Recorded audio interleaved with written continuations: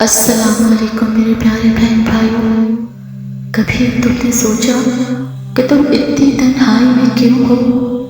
کیوں وہ رشتے ٹوٹ گئے جنہیں تم نے دل سے نبھایا؟ کیوں وہ خواب بکھر گئے جنہیں تم نے شدت سے چاہا؟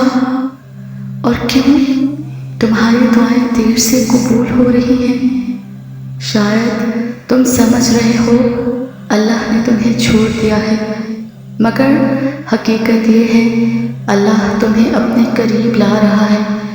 اور جب اللہ کسی بندے کو چن لیتا ہے تو 7 خاص نشانیاں ظاہر کرتا ہے جو عام آنکھوں کو نظر نہیں آتی مگر روح پہ اثر ڈالتی ہیں۔ آج کی یہ ویڈیو تمہاری زندگی بدل سکتی ہے اگر تم نے دل سے سنی۔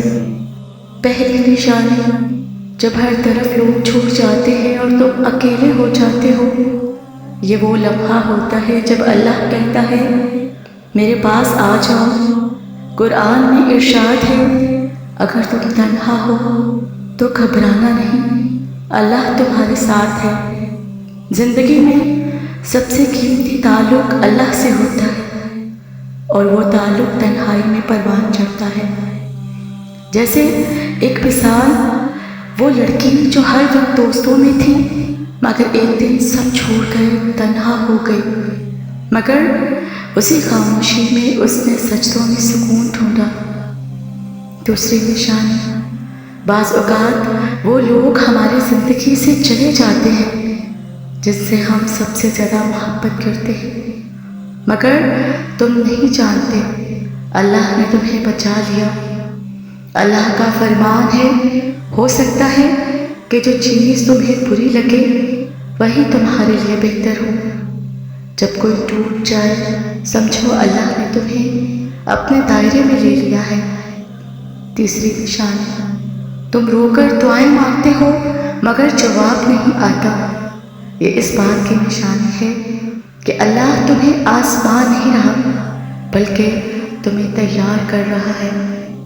حضرت یوسف علیہ السلام کی دعائیں قید میں قبول ہوئیں مگر وقت لگایا گیا تاکہ وہ بادشاہت کے لائق ہو جائے۔ دعا کی تاخیر اللہ کی خاص تربیت ہوتی ہے۔ چوتھی نشانی، جو دل دنیا کے رشتوں سے بار بار ٹوٹے وہ آخرکار اللہ سے جڑ جاتا ہے۔ حدیث مبارکہ سے ہے اللہ اس دل کو پسند کرتا ہے جو ٹوٹ کر صرف اسی کی طرف پلٹے۔ ہر ٹوٹا ہوا دل اللہ کے قریب لے جاتا ہے۔ پانچویں نشانی، جب آزمائش حد سے بڑھ جائے تو سمجھ لو اللہ تمہیں کچھ خاص مقام دینے والا ہے۔ قرآن کہتا ہے اللہ انہیں آزماتا ہے جن سے وہ محبت کرتا ہے۔ مشکلات اللہ کے قرب کی قیمت ہوتی ہیں۔ چھٹی نشانی، کبھی تم تنہا روتے ہو بنا وجہ، وہ آنسو اللہ کے قریب ہونے کی نشانی ہے۔ وہ آنسو جو کسی کو نظر نہیں آتے اللہ کے ہاں سب سے قیمتی ہوتے ہیں۔ حدیث مبارکہ سے ہے وہ آنکھ جو اللہ کے خوف سے روئے جہنم کی آگ اس کو چھو بھی نہیں سکتی۔ ساتویں نشانی، جب دل دنیا کی چمک سے اکتا جائے، جب شہرت، دولت اور لوگوں کی تعریف دل کو خوش نہ کرے تو یہ واضح نشانی ہے کہ اللہ تمہیں اپنے لیے چن رہا ہے۔ قرآن میں ارشاد ہے اور جو دنیا کی زندگی سے راضی نہیں ہم اسے اپنے لیے رکھ لیتے ہیں۔ تو میرے پیارے بہن بھائیوں، اگر یہ 7 نشانیاں تمہاری زندگی میں ظاہر ہو چکی ہیں تو گھبرانا نہیں، اللہ تمہیں اپنے خاص بندوں میں شامل کر رہا ہے۔ تم جس حال میں ہو وہ تمہارے خلاف نہیں بلکہ تمہارے لیے ہے۔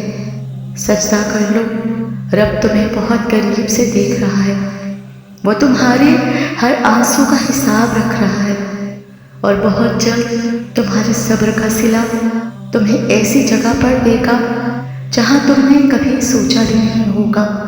تو میرے پیارے بہن بھائیوں، جب تم پہلے سخت تھے، ضدی تھے، بات بات پر غصہ آتا تھا، مگر اب تم چھوٹی بات پر رو دیتے ہو، نرمی سے پیش آتے ہو تو یہ اللہ کا لفظ ہے۔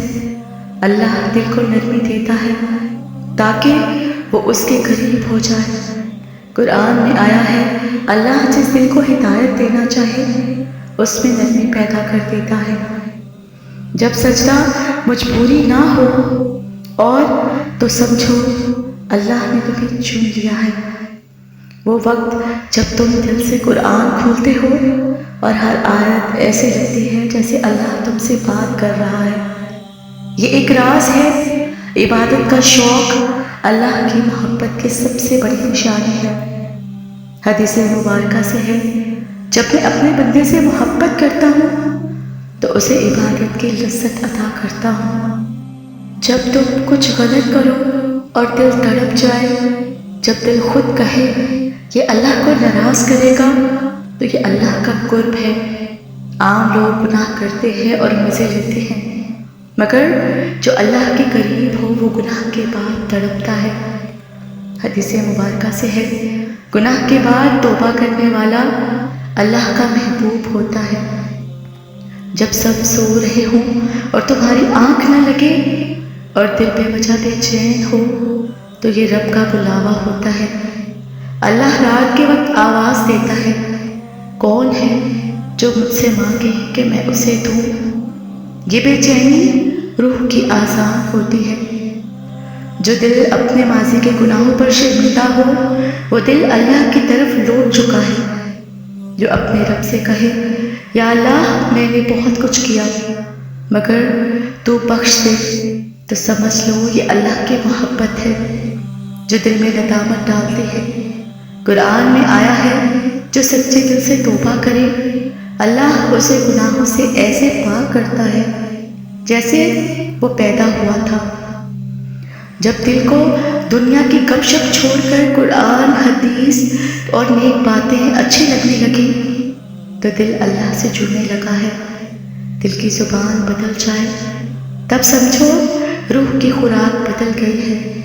حدیث مبارکہ سے ہے ایمان کی مٹھاس وہی چکھتا ہے جو دل میں لذت پاتا ہے۔